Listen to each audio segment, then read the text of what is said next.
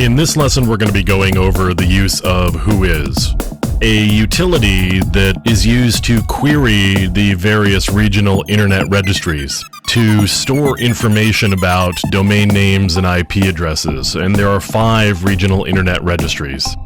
First, there's Erin, which is responsible for North America, so that would be the US and Canada. And then we have LACNIC, which is responsible for Latin America and portions of the Caribbean. RIPE, that's responsible for Europe, the Middle East, and Central Asia. AFRINIC, which is responsible for Africa. And finally, we have APNIC, which is responsible for the Asia-Pacific Rim. So that's the regional internet registries, and as I said, Whois is responsible for querying information from the various regional internet registries, and you can use Whois to get information about who owns a particular IP address. So, for example, I could do Whois, and I'm just going to make up an address here. And Whois tells me that actually belongs to IBM. You can find out pretty quickly who owns particular IP addresses and who's responsible for them. And from that information, you can get email addresses that belong to a particular company. This one has an email address for the tech contact of ipreg@us.ibm.com. So that's just doing a Whois query. I can specify which Whois registry I want to query. So different IP addresses and different information belong in the different regional internet registries, of course. So if I wanted to go to a particular database, I would use the -h flag. So I could do whois.erin.net and remember the IP address. And I'm going to query that again. And of course I get the same information back because I went to where it's actually stored. So I can query the regional internet registries directly using the -h flag, and the different registries, of course, would use whois.whatever for their Whois server. So in this case, it would be whois.erin.net.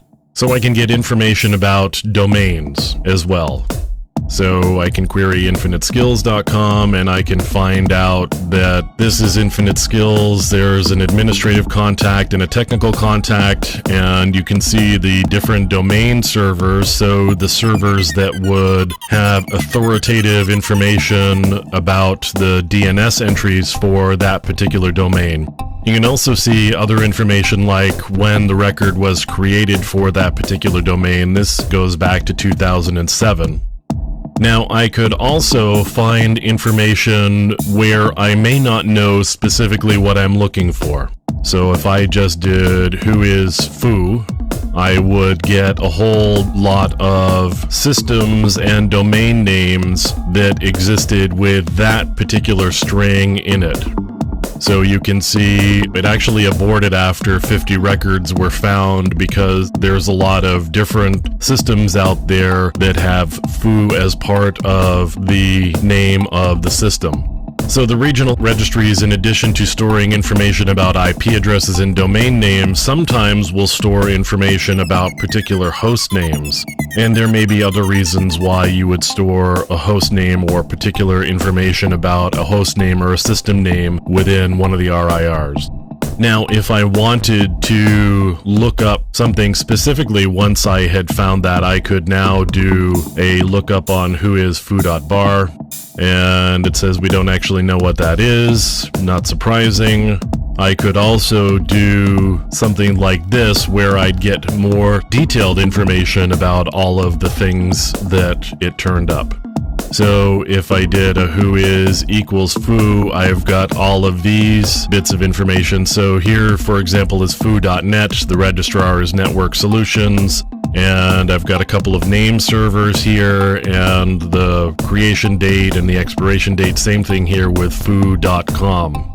So I could scroll up and find more detailed information about the 50 specific things, just in case you wanted to get more information to figure out which entity you were actually looking for. You could use the equals and help you narrow down what you were really looking for. So I'm using Whois as a command line utility here. There are other ways of accessing Whois, and this command line utility is available on Unix-like operating systems. Right now, though, I'm going to show you a web interface at geektools.com, and Geek Tools has a handful of tools that are useful for system administrator kind of uses, and in this case, for our ethical hacking uses. So I'm going to go to the Whois site. They've got a little CAPTCHA thing there. And now I'm going to say I want to look up infiniteskills.com.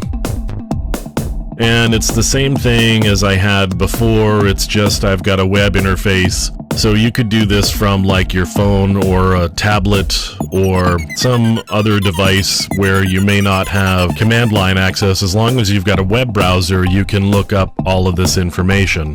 Now, if you're running on Windows and you like the command line access for maybe programmatic reasons, you want to script a bunch of things or something like that, or you just like typing, there is a Whois utility for Windows. So if you go to Windows sysinternals, you can download it. So it provides the same functionality as the one that you can get on Unix-like systems. So that's information about how you would look up details about maybe your target and get more information about them using Whois.